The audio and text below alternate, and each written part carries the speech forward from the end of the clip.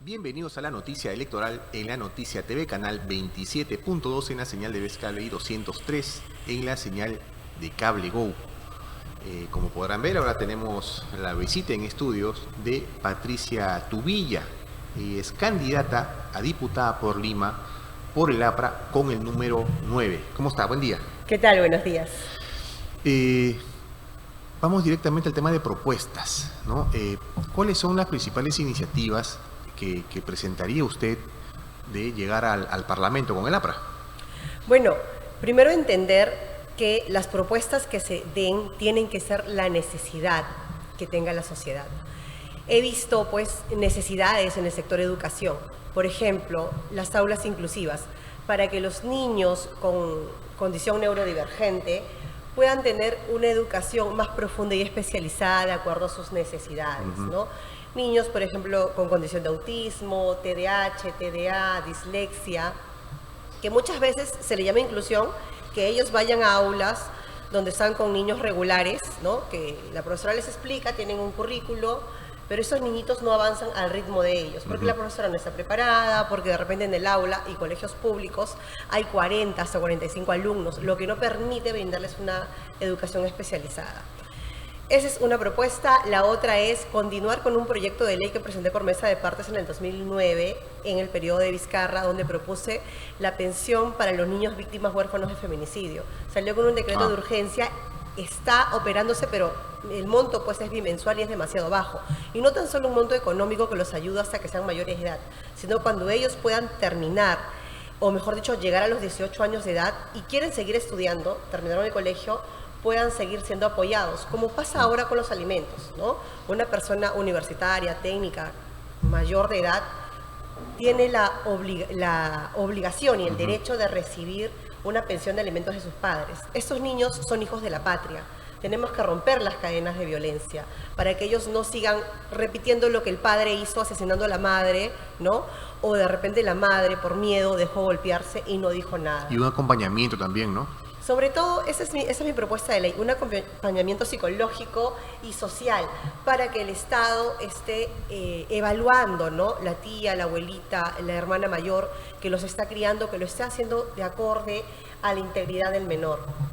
Otra propuesta muy importante es cambiar el artículo, o modificar, mejor dicho, el artículo 321 del Código Penal respecto al delito de tortura. Porque la tortura solamente puede ser cometida según sea tipificado por un funcionario público o alguien enviado por él. ¿Qué quiere decir? Te secuestran, te cortan el dedo, empiezan a grabarte videos para que tu familia dé el rescate y... Cuando vas a denunciar la tortura, no, él no es funcionario público, es un ciudadano cualquiera. Ese delito no opera. En momentos donde estamos con una inseguridad ciudadana bastante terrible, es necesario que se entienda que la tortura no solamente puede ser cometida por un policía, por un militar, como lo busca la norma, sino por cualquier ciudadano que te aflige, que te causa daños, humillaciones, ¿no? Constantes, obviamente con un fin objetivo. Y el agravante sería casos de delitos contra el patrimonio, contra la vida, el cuerpo y la salud, ¿no? La madrastra, por ejemplo, que el niño todos los días lo maltrata, lo golpea, el padrastro lo golpea. Eso es tortura. ¿Por qué no podría ser procesado por tortura? Solamente por lesiones leves, solamente por violencia familiar, eso no puede ser posible. Ahora, acá siempre hemos conversado, y no solamente con personas vinculadas al APRA, ¿no? Sino que con otros políticos. El APRA vuelve a la carrera electoral, ¿no? En las elecciones pasadas no estuvo. ¿A qué apunta el partido aprista sabiendo que no tiene a su líder histórico, Alan García, ¿no? Hubo unas elecciones internas, Enrique Valderrama es el candidato, lo hemos visto bastante activo en algunas partes del país. ¿A qué apunta el APRA en estos comicios? El APRA ha tenido un líder histórico como Víctor Raúl Haya de la Torre. Cuando Víctor Raúl Haya de la Torre, a los 84 años de edad, fallece, le siguió a Alan García, que también fue y es un gran líder al que recordamos. Y hace unos días conmemoramos los 25 años del discurso en la Plaza San Martín, ¿no? Cuando él llega de su exilio y pues en ese momento el APRA, que decían que estaba muerto, volvió de alguna manera, ¿no? Con más energía y más fuerza. Porque sí, todo partido político necesita a un líder que los encamine, o a varios líderes, que ponga orden también. Ahora, Enrique Valderrama ha sido elegido en elecciones internas, y todos, como mi persona, que también ha sido elegida en elecciones internas, estamos postulando y tenemos la obligación y el deber y la fraternidad de apoyar a Enrique Valderrama. Yo creo que Enrique Valderrama en estas elecciones es un rostro nuevo, es un hombre joven, que está representando al partido del centenario, ¿no? Y es una gran responsabilidad también para él. Ahora, sin embargo, hay líderes, también congresistas apristas que no se han mostrado muy de acuerdo con la forma en la que se han dado las elecciones a la interna. Bueno, eso ya pasó, ahora ya están todos en carrera. ¿En algún momento hubo un quiebre dentro del APRA producto de esto? ¿Fue un bache nada más? El APRA es un partido donde todos tenemos la camiseta bien puesta y no nos la quitamos para cada elección, como sucede con otros partidos políticos. Imagínate, más de 30 partidos que están postulando ahora por responsabilidad de la izquierda caviar, ¿no? Que ha destrozado el reglamento electoral. Pero hay diferencias, somos una familia. Pero eso no quiere decir que haya un quiebre, que haya una pelea eterna. Eso no es así. Hay diferencias que van a ser poco a poco levantadas y yo creo que todos, en un 99% tenemos el objetivo de brindar una propuesta hacia afuera. No ahogarnos en diferencias internas, sino en unirnos y demostrar que el APRA está de pie para seguir continuando las obras que se hicieron en el segundo gobierno aprista, para seguir dándole propuestas a las personas, ¿no? Porque no queremos una política farandulera, no queremos una política de la peleita, queremos una política seria, ética, ¿no? Usted mencionaba a la izquierda caviar, ¿no? Y se vincula mucho al sistema de justicia, esta influencia que ha tenido y que tiene en nuestro sistema de justicia. Y sin duda, uno de los más preponderantes y principales señalados han sido los equipos especiales, estos que finalmente han sido desactivados. Entre ellos el equipo Lavajato. Y para nadie es un secreto que el equipo Lavajato estuvo tras Alan García, ¿no? Incluso se le señala de haber hecho un cerco que terminó con el fallecimiento del expresidente. Hay un tema que aclarar o que mejorar en el sistema de justicia. ¿Cómo se tiene que dar esta reforma según usted? Mire, la justicia jamás puede ser politizada. La justicia no puede tener a fiscales o jueces vestidos, ¿no?, con esa indumentaria para utilizar su cargo y perseguir a los políticos de la oposición. No, lo he dicho, la izquierda caviar, que ha pretendido capturar el sistema de justicia para criminalizar no solamente a los políticos, sino a los propios partidos políticos. Mire ahora cómo se está pidiendo el levantamiento del secreto bancario del partido aprista, que ha sido aprobado ya por Concepción Carhuancho, y de diferentes líderes del partido aprista. ¿Por qué lo hacen ahora en épocas de elecciones? Justamente en este momento, ¿verdad? Fines de enero, las elecciones son el 12 de abril. Con la intención, obviamente, de desprestigiarnos. No van a encontrar nada, pero hemos visto cómo José Domingo Pérez salía y daba otro tipo de versión, ¿verdad? Comunicaba otra cosa, tergiversaba o inventaba. Y en todo eso se ha buscado, pues, ¿no?, atacar a los políticos que no le gustan, por ejemplo, a IDL. Hay que decirlo sin miedo, porque sí, es una ONG que ellos dicen, no, nosotros no somos funcionarios públicos, pero están bien metidos en la vida pública. Estamos cansados ya de este tipo de ejercicio nefasto que busca atacar la política y la forma de hacer política, ¿no? Claro, que persigan a las personas que cometen delitos, sin duda alguna. Ahí está, mira, el caso de Susana Villarán, que estuvo en su piscina, que se está dando la gran vida y hasta el día de hoy no está siendo sentenciada. Ahí está el propio Alejandro Toledo, no la cruzan de organización criminal, como lo han querido hacer con otros políticos. Mencionaste el caso de Alan García. Han buscado de todas formas con una detención preliminar, no preventiva, porque la preventiva te otorga más derechos. Tú al juez le explicas por qué no tendrías que ir preso, demuestras tus arraigos, pero la prisión preliminar es mucho más abusiva, porque es algo como que escondidito, ¿no?, entre el fiscal y el juez. Sorprendieron a Alan García, él tomó su decisión y lamentablemente pues vemos que esto se quiere seguir repitiendo y no lo podemos permitir.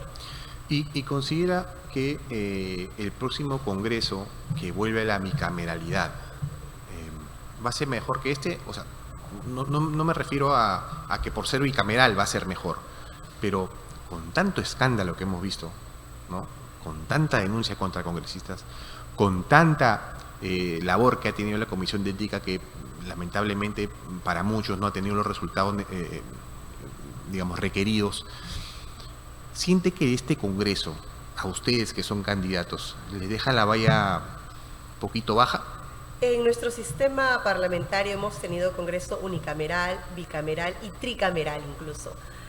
El Congreso bicameral es el que mayor alcance ha tenido, ¿no? Más congresos bicamerales hemos tenido en esas 12 constituciones, en esta república que ha sido bastante convulsionada.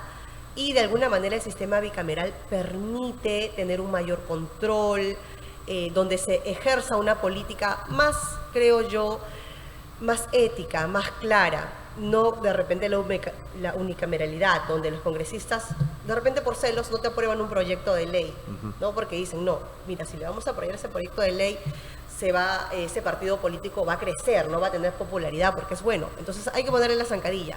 Eso ha generado ese Congreso unicameral, que además es bastante susceptible a las decisiones como la de Alberto Fujimori, ¿no? Él hacía y deshacía. Sí, es cierto, hemos pasado de congresos, como bien lo mencionas, donde se han criticado, nos hemos sentido decepcionados, pero ¿quiénes los eligen? Los elegimos nosotros. Y sí, es una pena que la gente no entienda que la política es totalmente diferente a los políticos, a aquellas personas naturales que nos decepcionan porque no quieren llegar al Congreso para hacer obras a favor del pueblo, sino para llenarse los bolsillos, para tener un grado de poder que les permita pues a ellos beneficiarse. Este Congreso ha sido totalmente nefasto y como decimos, ¿no? Seguimos teniendo congresos peores, pero ¿qué nos toca a nosotros al electorado? Elegir mejor, ser conscientes, porque nosotros, y me incluya, porque yo también voté, yo no creo en el voto en blanco o tachar mi voto, yo siempre tomo una decisión porque así debe de ser. Me parece tibio decir no, me quedo neutra. Sí voté y me siento también decepcionada por las personas que elegí. No estaba el APRA, no era una opción y tuve que elegir, sí es cierto. Pero entonces, reitero, elijamos bien, conozcamos a nuestros candidatos por redes sociales, en la SUNEDU, si tienes estudios o no tiene estudios. Una persona que tiene estudios, hoy por hoy, donde la educación es accesible para todos, te hace entender que esa persona se ha querido forjar por la edad, de repente, ¿no? Estudió a los 40 años, pero estudió una profesión, se sacrificó. De repente no tiene estudios, pero es un gran emprendedor, un gran comerciante, y hay que valorarlo también. Y tiene propuestas. Conozcamos a nuestro candidato para que después no andemos renegando y de repente queriendo atentar contra una infraestructura que significa un patrimonio cultural. Porque de nada sirve quemar el Congreso como lo alientan esos grupos caviares, claro. Y sigo insistiendo con esta etiqueta. Sí, esta misma gente indeseable va a ser elegida nuevamente por ti, pues, ¿no? Y o sea, hace serios cuestionamientos a este Parlamento, pero ¿cómo calificaría a estos últimos 5 años de gobierno? No me refiero al Congreso, sino al Ejecutivo. No solamente el Ejecutivo, sino el Legislativo. Nos ha decepcionado bastante inestabilidad política, ¿no? Salimos del periodo de PPK, donde le siguió Vizcarra, le siguió Merino, le siguió Sagasti, luego Pedro Castillo. Entramos con Dina Boluarte y ahora con Yerick, a quien también lo quieren pues vacar, sí. No basta censurar, ya no sabe qué hacer esta izquierda radical, ¿no? Esos congresistas como Susel Paredes, Sigrid Bazán, están desesperados por ellos tomar el poder. A mí me parece pésimo lo que hizo Yerick, porque repitió lo de Zarratea. Si criticamos lo de Zarratea con Pedro Castillo, también hay que criticar lo que hizo Yerick, ¿no? En esta reunión clandestina, poniéndose una capucha. O sea, por último, si quería oír la oferta comercial que nos podía dar China, pudo haber hecho un foro, una reunión, una recepción con cámaras, que todos veamos, que lo escuchemos. ¿Por qué esconder? Quien oculta algo es porque sabe que está haciendo las cosas mal. Ahora, pero veo a los buitres, ¿no? Que están ahí esperando la caída de él para tomar el poder. Y justamente en un momento clave, que son las elecciones, querrán manipular, querrán llevarse dinero al bolsillo, querrán de repente dejar una etiqueta en la historia que llegaron nuevamente, no por voto popular, sino por viveza. Y lo oí hace un momento, ¿no?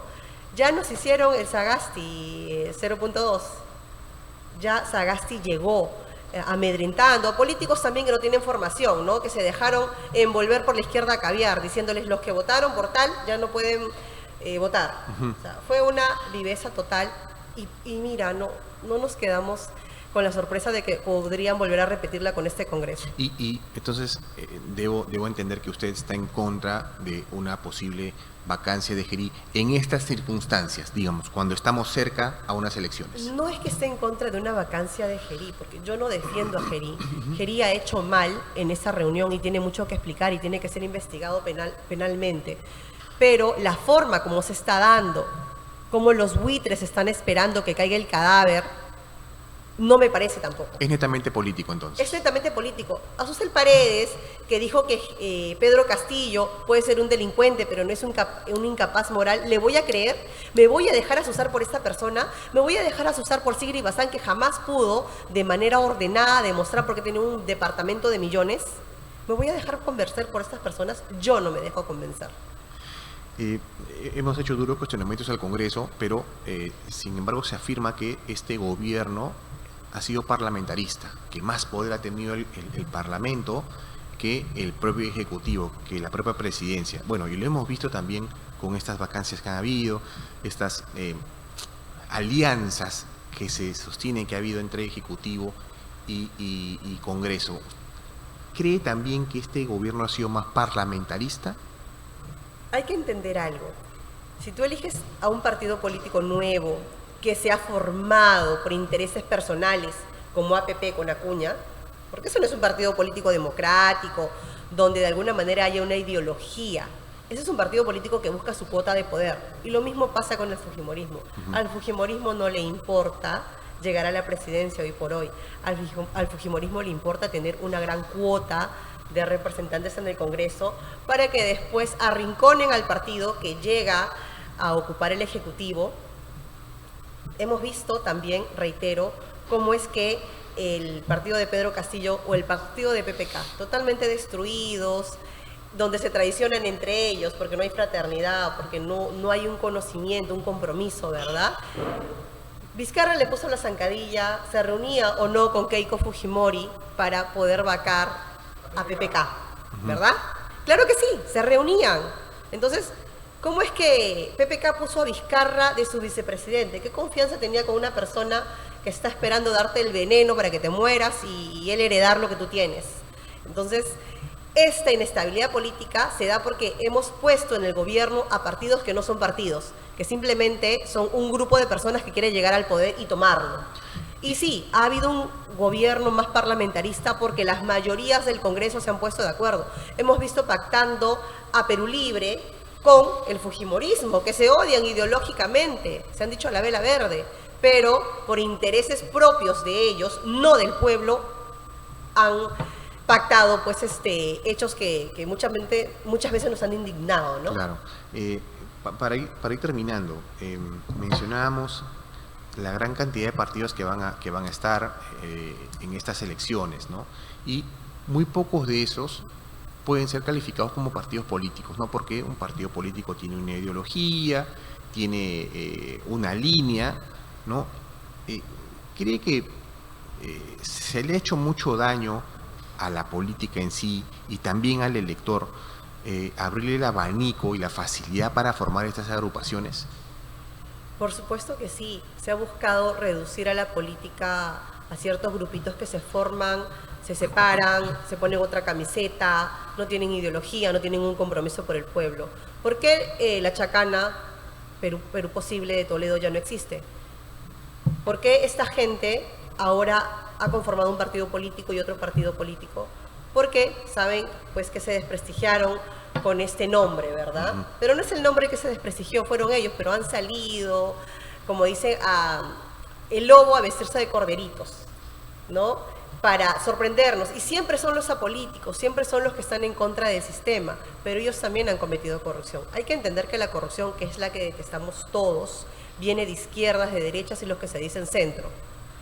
Necesitamos partidos políticos formados porque son el cimiento de la democracia. Si tenemos a partidos políticos débiles, vamos a ver más de lo mismo que rechazamos el día de hoy. Busquemos por eso, apostar por gente preparada, por gente que se haya formado políticamente.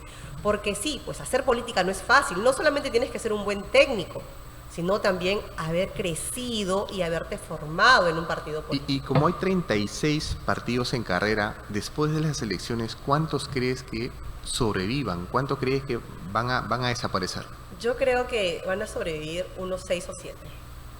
Unos 6 o 7. Más no, porque no van a pasar la valla electoral. Y después de eso sí tiene que haber una reforma electoral, ¿no? Porque la ley que hizo Tuesta Soldevilla, la verdad, es en su imaginación. Un hombre que no conoce nada de política nos ha querido dar clases de política. Bien, le dejamos las cámaras de la noticia electoral para que se dirija a sus electores. Soy Patricia Tubilla Casanova, villamariana, de 41 años, con 2 hijos pequeños, que quiero un Perú que crezca, un Perú en desarrollo, un Perú donde no haya delincuencia, donde podamos caminar tranquilos, un Perú donde se tenga oportunidad a la educación, a la salud, un Perú donde se reduzca la pobreza. Soy una mujer preparada, una mujer que viene de un distrito populoso, que en la actualidad está estudiando su 4ª maestría, porque entendió que no solamente podía prepararse políticamente, sino también profesionalmente. Tengo experiencia en diferentes instituciones del Estado, soy abogada litigante y quiero representarte en el Congreso para no tan solo aportar proyectos legislativos a favor del pueblo, sino también ejercer una función fiscalizadora y representativa. La fiscalización en defensa de tus derechos, porque como parlamentaria tengo el carácter, tengo la fuerza y tengo la decencia para defender tus derechos. Así es que este 12 de abril te pido que marques las 5 estrellas y escribas el número 9 para diputada por Lima Metropolitana. Bien, estuvo con nosotros Patricia Tubilla, es candidata a diputada por Lima por el APRA con el número 9. Ha sido un gusto tenerla en estudios. Gracias. Bien, de esta manera llegamos al final de esta edición de la noticia electoral.